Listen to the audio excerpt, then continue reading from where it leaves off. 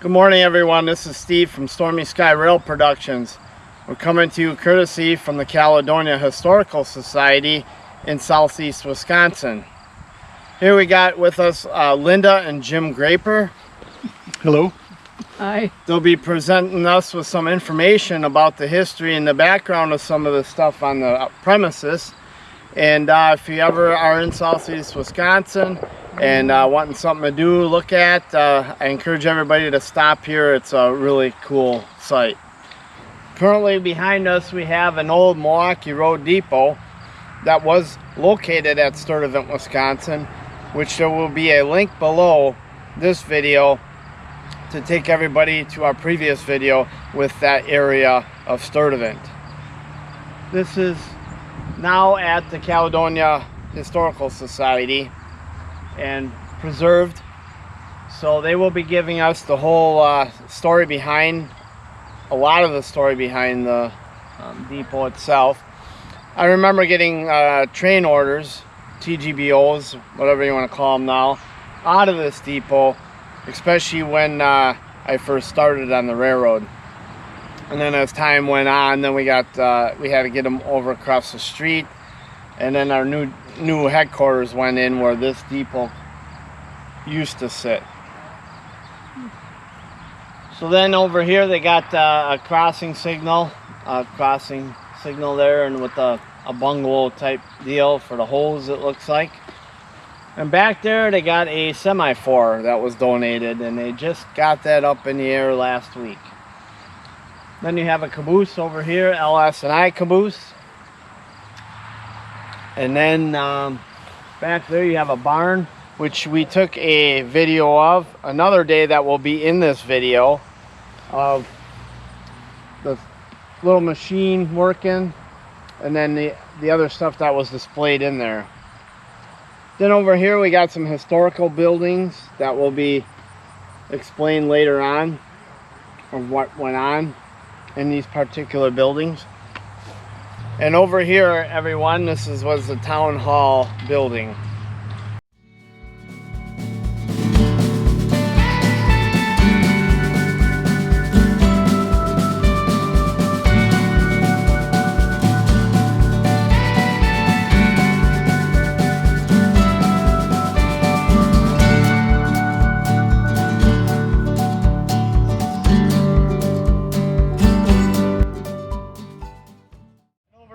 A Velocipede, which was used by roadway workers with the railroad to get from one job site to another back in the day. And a signal person working by themselves, like a signal maintainer or track inspector, they would have a lot of work cut out for them that day because they had to do it manually, not your motorized vehicles like we have nowadays, and the cabs and air conditioning and all that stuff. So back in the day they had to do it manually, just like those other teeter-totter carts you used to see all the time in, different shows, movies, museums, all that stuff. So let's start this particular outfit here. Here we have Jim Graper here. Is going to present the semaphore that was put up last week. Go ahead, Jim. Okay. Well, yeah, as Steve just said, this is our newest addition to the park. We just got this installed last week. The semaphore is, of course, original railroad. It was not original for the Sturtevant area, but the installation was quite a challenge. There's about 6 of us that work out here regularly, and it took all of our efforts to get it up there and get the mechanism up on top of the pole. We have a couple of little things to do yet with installing the finial and the light behind the color indications, but that should be finished up soon too. But we're really glad to have it. It's an authentic piece of railroad history.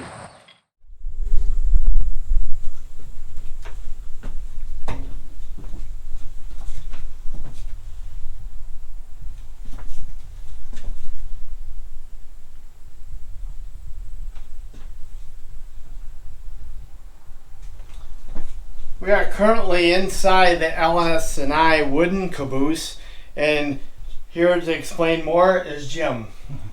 Hello. This caboose is a wooden construction on a steel frame.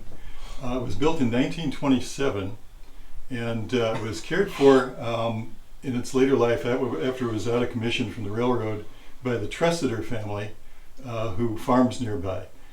We obtained the caboose in 2011 and moved it to the site. And unfortunately, the family that had it before had planned to do a restoration but did not get that done. So it had a fairly substantial restoration on site here. I can show you a little bit around here. In the early days, the train crews, as you probably know, the conductor and the rear brakeman would travel on the caboose.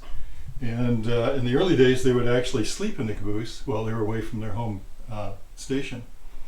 And so thus we have cots. We have over here, we have a desk for the conductor to conduct business.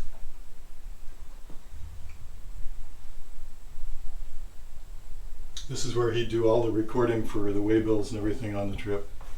They also had a stove, which was not only for heating the caboose, but in the early days also for cooking. They would actually cook their meals while they were away from home station.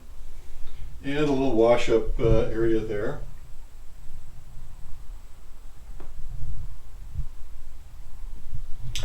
This particular model is also a cupola caboose, which you can see behind here. The train crews would ride in the cupola and keep an eye on the condition of the train. They could tell by if there was dust rising from under the wheels ahead of them, they would know there was derailment.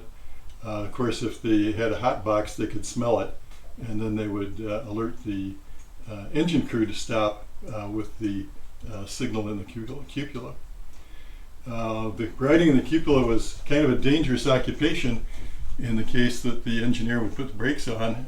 In that case, they were in danger of being injured by slack action when the cars all ran together, and the caboose was, of course, the last car in line. It was quite severe in some cases, and there were quite a few railroad employees that got injured in that manner. But it was a necessary job, and they did it. And on the other end of the caboose, they also actually have some bathroom facilities that were as rudimentary as you can imagine. Actually just open pit to the rails, so, which was common at that time. They did not have any other sanitation facilities. While we're in the caboose here, I'd like to show you guys some track tools and track material. Here we have a rail spike that's used to hold gauge and the rail itself, and that's the track material part of it. Here we have a small end rail spike. It's a little smaller. Then you have a bigger rail spike. The bigger rail spike was used more of the rail itself. It was called rail spikes. Then you had the smaller spikes where it was outside. You had 4 holes per tie, and then the 2 closest holes to the rail where your rail spikes would go, and then the gauge spikes would go on the outside holes. So the smaller spikes would be more of the gauge spiking. Or back then they had a lot smaller rail, and that's when they couldn't use the big spikes. As the rail got heavier and bigger, obviously they went to bigger spikes also. Here on this side, it looks like we have an old style rail drill, and it's quite the history here of this. So when you put your joint bars together and you have track bolts, this is what you had, and you cranked on it, by hand. They didn't have the gas power on this one or anything. It was it looked like it was hand cranked. Which took a lot of time. Here we have a huge spike puller. Obviously they come down in size from back then. This would be you would go ahead and lift up the spikes with this, and compared to what you got now is the claw bars. This is your old track jack here. which was used way back when. You put a bar in there and then crank that up and lift it, that big where the handle goes in here. And now we have hydraulic track jacks, which makes it a lot easier for one person to lift the track up to surface it and put rock underneath. Here we have a spike, the newer version of a spike puller. I used a lot of this tool, pulling spikes.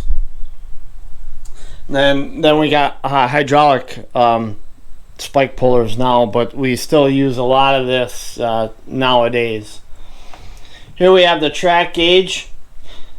Instead of using a tape measure now like we do a lot of times, the track gauge was used to, this is a little bent, but from this corner here would go on one end of the rail, and then the other would go on that end of the rail, and the more spacing you have here that wasn't tight up against this, the more spacing you had, the more you could tell your gauge was out. And that's when we looked at the tape measure more throughout my career, when it was getting to be a little bit too wide. But then if we did use this tool just for that no tape measure, then what you want to do is get the rail, top of the rail, right on this area here. You don't want it too tight in all spots, but so that's that. This is a Carman journal box tool. I didn't deal with that because that wasn't my department. Here we have a car mover. That's another tool used by the car department. The Balls fork. We used these a little bit in the beginning of my career when it was, you had your big rock, your big ballast. It was easier sometimes to move it with this rather than the shovels. This particular tool is my favorite thing to do on the railroad. I loved spiking, and I got taught how to windmill spike by the older Milwaukee Road guys, which is a great talent to do. Windmill spiking is very, very,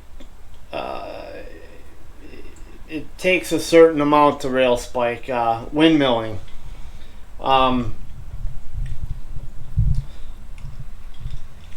Then I got to learn how to double spike. And then there's two ways of spiking. The chop. With chop, you pretty much go like this. Then the windmill, you kind of swing around. Windmilling was my favorite. So here we have a track wrench. This actually particular track wrench is called a speed wrench. So when you have tightening up a bolt and you have about 1 inch of thread left, you didn't want to take the full end wrench. You have to take it out and then move it over, take it out, move it over. This allowed you to kind of like a maneuvering one motion, because you have a different end on here instead of a box end wrench. So this was designed to speed up your process of tightening them bolts up or unloosening the bolts. So that's actually we called it a speed wrench. It is a track wrench, but we call this particular model a speed wrench. Here's more tools for the car department.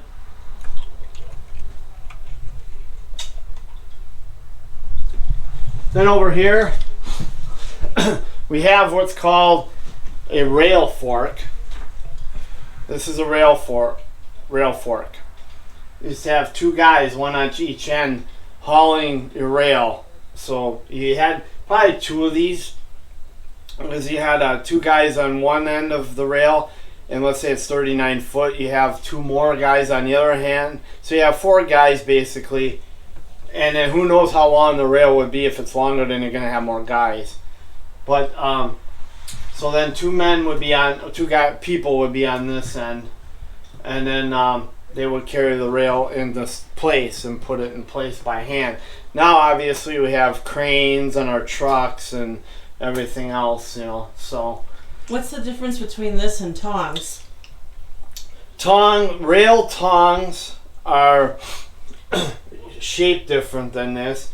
Rail tongs are more like a U kind of shape, with two little nubs at the end that are really sharp. They have two-man tie tongs, which that's what they're called, two-man tie tongs, which is kind of similar to this, but they have pointy nubs on the bottom. Those are two-man tie tongs. They have single and double, two-man. So that you would take your railroad ties and dig into them, make sure you got a good grip to pull so you don't fall backwards and stuff. So that you have to have sharp points on the end to dig into the side of the ties when moving them around. So that's a little bit about this. Thank you, Steve. You're welcome.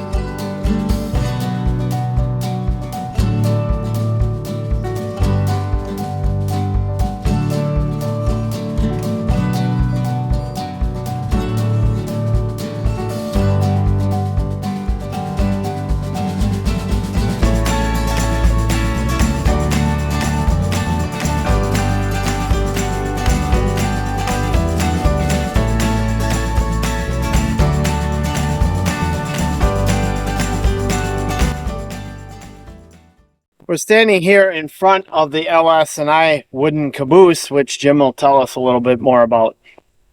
Okay, tell you what I know. The caboose was built in 1927, and I'm not sure about the heritage on this. It is listed, of course, for the Lake Superior Iron Range, but it has trucks underneath it from the Duluth and Iron Range. So there might be a little history there. And in fact, if any of your watchers have any specific information about this, I'd be interested to have it.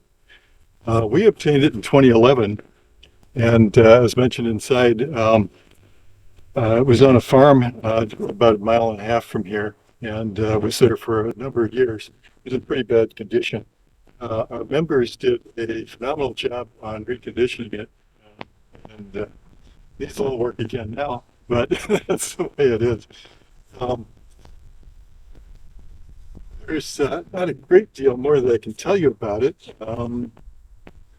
We don't know when it was taken out of service, but Steve, do you have any idea when they went to all steel cabooses on the road? Or I'm not sure. I'd have to ask was- people that one. I'm not too keen on that part of it as much as I am track department, obviously, but. I believe maybe I know I worked for the railroad in the early, or in the later 70s and early 80s. And the road I was on was the UP, and they were all steel cabooses by then. I think maybe it was in the late 50s that they actually had taken all the wood cabooses off of the major roads. But, And if any of our viewers have anything to add, like Jim stated, please feel free to comment on any further information or such, and we'll pass it along also. So we shall go see the depot now.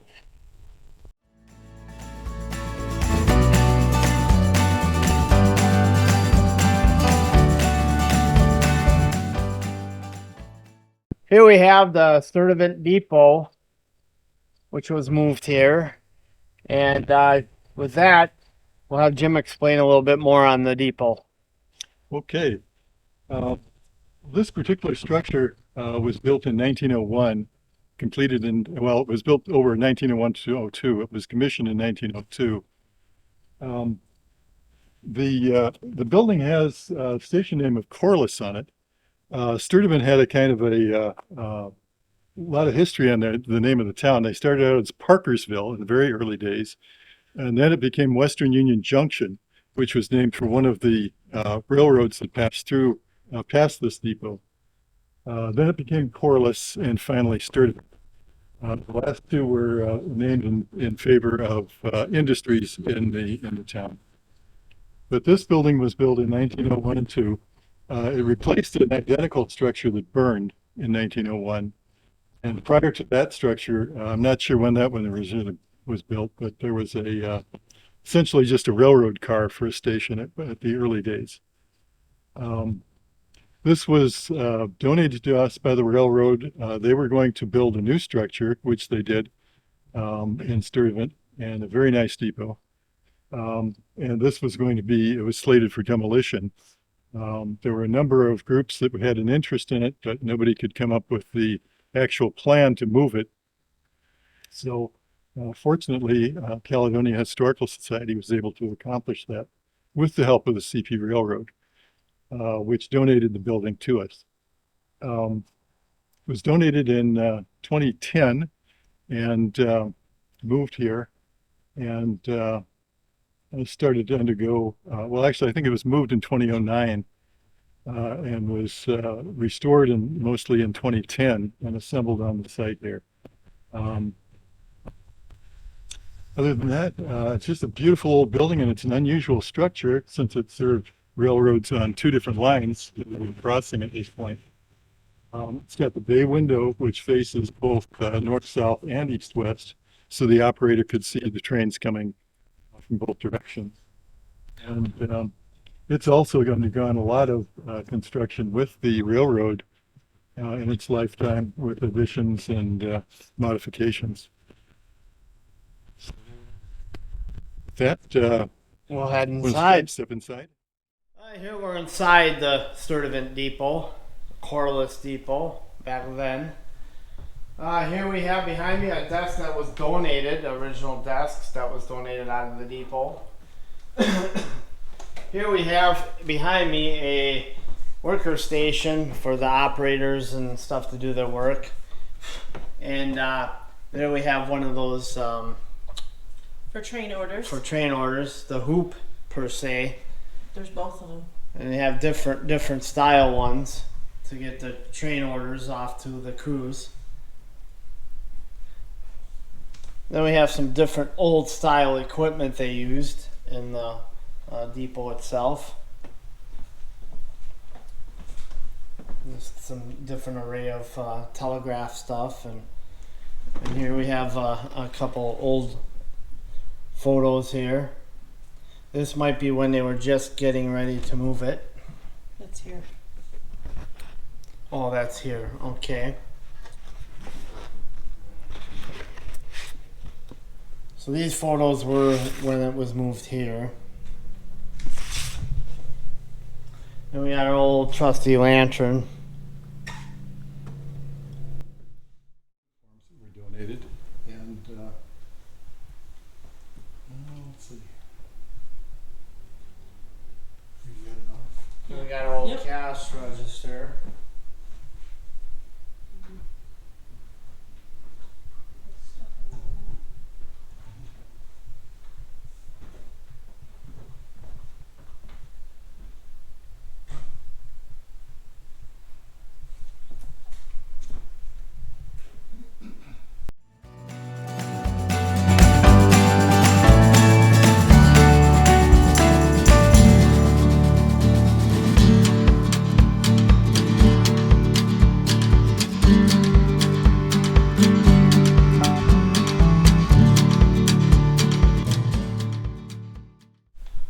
Go ahead. Here we have a print of the Sturtevant Depot from way back in history.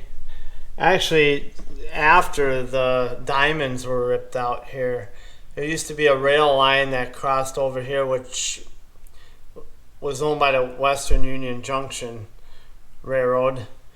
And then the diamonds were in there, which connected the old Southwestern line, which is just basically ripped out west of the Sturtevant Depot area there. Plus this building behind there, the old, looks like an old coaling tower is gone. That's no longer there. Plus there's a crossover here now, crossover switches here. And then this building right here was the Clinker House. I'm hoping to do a future endeavor and giving everybody a tour of this building. That's in the making, in the works now. Hopefully that can happen. So the track used to go behind here where you had the two railroads crossing each other at the diamond. And here's how little the station did look back then compared to all the renovations they did throughout history. We're currently in the men's waiting room area when they had to wait for trains and that. And then this particular bench is an original. It's shortened up by the donator a little bit, but it was donated to the museum. That was the original bench inside the depot. A layout. We can edit that part out. Okay. Tool. Well, yeah, that's okay. So here we have back here of me the freight room, and then right here we have, which we just scanned over, the layout they have here. With a replica of the depot.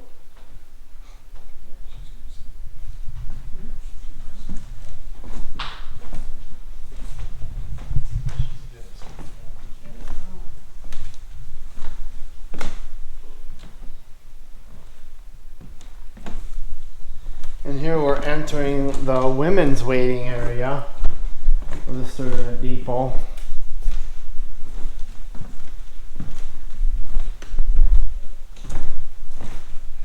This was the women's waiting area back in the day.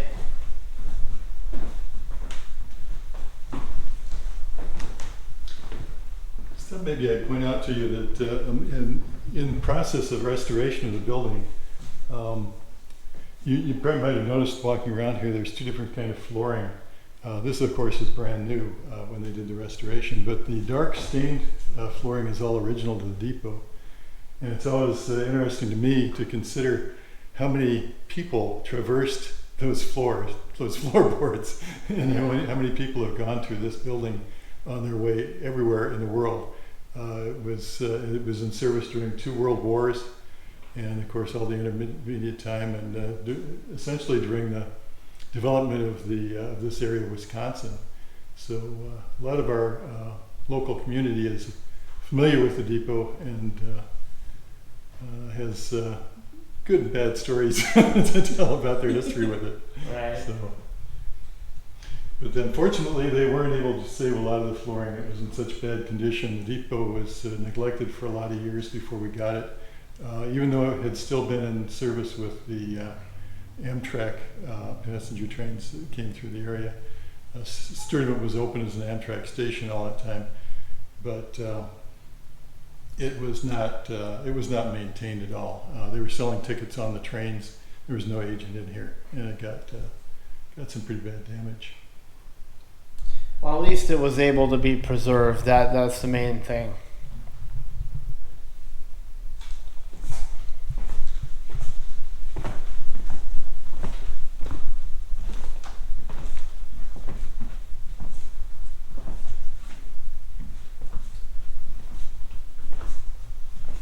Currently here at the log cabin behind us. Jim will tell us a little bit more about the cabin, and then we'll probably head inside and take some photos for a later slideshow in this video. I'll tell you what I know, which is very little about it, but the log cabin was donated to us. It was actually a structure on the frontier when this area was developed. So the logs are authentic. The log cabin itself had been encapsulated inside of a bigger house. As the family lived in it and their needs expanded, they built a regular structure, a regular frame house around it. So the history of it was that the family that owned it, by the name of Rude, they were going to destroy the frame house and the entire structure. They donated it to the local fire department to use as a burn model for training. And fortunately, the fire department, when they discovered the log cabin inside, decided that it was a shame to destroy it in that manner, and we ended up with it here. And we're very fortunate to have it. The structure itself is not exactly as it was taken down. Inside of it, we've got a loft that we think might not have existed in the original structure, but when they reassembled it, it was reassembled with all original timbers. The person who put it back together had some timbers that he could add into the structure to replace some that were damaged and removed. But the era is the 1840s, and it gives a very graphic illustration of what life was like in those days. They had no lighting other than candles or oil lamps. The fireplace in here is not original. It was rebuilt in the style of the kind of fireplace they would have had, which would have also provided their light and their cooking heat. It's also a valuable addition to our village here. So if your viewers would like to come out and see us and learn a little bit more about all of the buildings, including the log cabin, they are certainly invited to do so. Look to our website to find out what hours and days we're open. Thank you, Jim.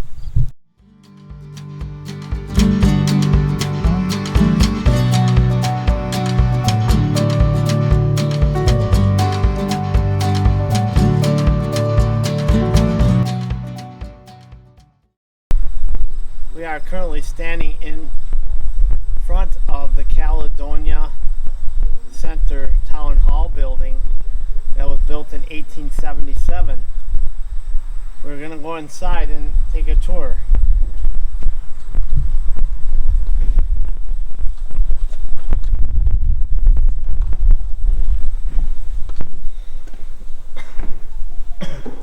And here's the inside, and we currently have Jim on this side, who will maybe give us a little tidbit on this building.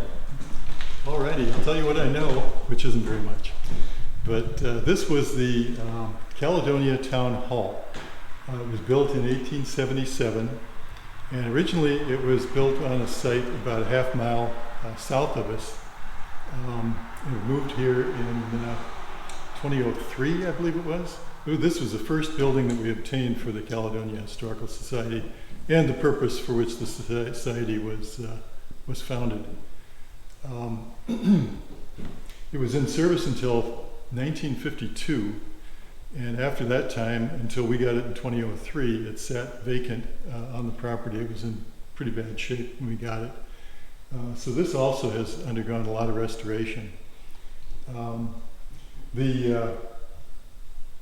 The Caledonia Town Board would meet in this building, and essentially they would sit at the table here in front, and people who had business with the town board would line up on the benches on both sides that you might be able to see. They would line up in order, and as their business got taken care of by the board, then the one that was working with them would leave, and everybody else would shift up on the bench. So they were next in line on one side or the other. The school desks are here because for a very short time, about 6 months, this building was used as a schoolhouse on the occasion of the Linwood School building. Linwood is another community in close proximity here. And their school burned, and while they were rebuilding it for 6 months, the classes met here. Of course, one-room schoolhouse at that point. All grades were in the same room. So that's pretty much the extent of what I can tell you about this building. But it's a very interesting piece of the local history. Thank you. We're going to take a little walk around. Very good. I'll get out of the way.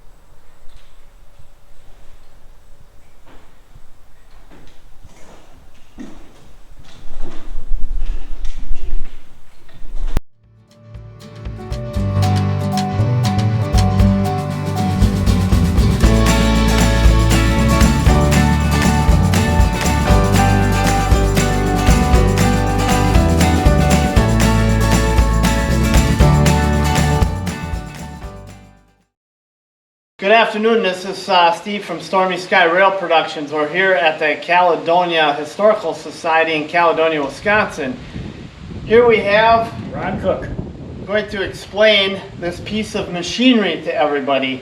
And go ahead, sir. Okay, fine, thank you. Okay, this is a 1926 John Deere hit and miss motor. And the old implements of the day ran a lot of their power through belts. So on this side of this piece of equipment, there's a large pulley. And they would have a pulley belt that would turn the equipment and use equipment like chopping corn, separating grain, or whatever. Okay. Again, thousands and thousands of these were made. This one was just donated by a family in Wisconsin to us. And they're very, very unique, but they're very, very simple. This one wasn't running. We got it to work. It's a very simple motor. But we learned something about it as we went through it. Okay, these motors came in different sizes. We have a 1.5 and a 3 horse here. Anybody that's interested in these motors should go onto the internet and look under hit and miss motors. There's one in there that is 90 horsepower. These flyweights here have got to be 10 feet tall. Very, very interesting. These are very, very economical. You put 1.5 gallons of gas, this thing will sit and run all day on 1.5 gallons of gas. So it's pretty slick. So now we'll give it a start. As you start this, it makes you wonder how many farmers broke their arms. Because these are a little particular. So my wife doubled my life insurance policy.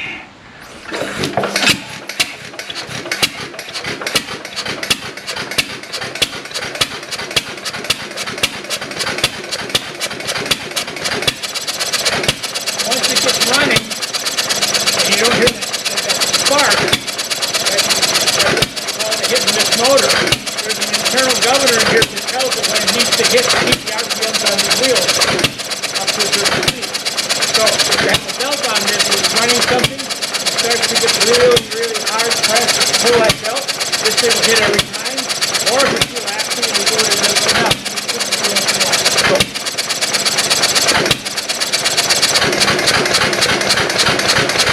all of its energy, enough energy to turn that pulley. These wheels each weigh 100 pounds apiece to keep that synergy going on the equipment. Oh. Okay? I thank you for your time, sir. Well, and thank you for stopping. You're welcome. And this is StormySky Rail Productions.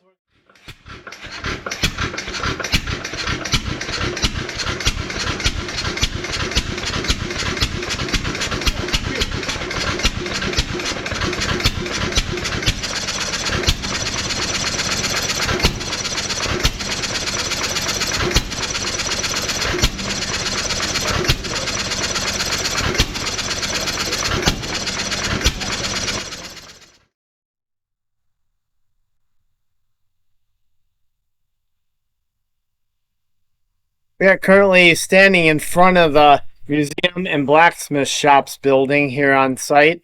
And with that, Jim will fill us in a little bit more on this. Okay. Well, the Blacksmith shop is the only building that is not original. This was built as a museum, modern construction. It just is in the pattern of older building. We have on display inside various items from daily use in life in our history, in Caledonia history. There is some blacksmith tools in the corner in here, and a variety of other tools, and also on the inside you'll see a hand-built diorama by a gentleman by the name of Joe Wojcik. And he is the father of one of our current members, and he built a fantastic diorama that outlines Wisconsin life. And I think you might find that interesting, and hope you all come and see us.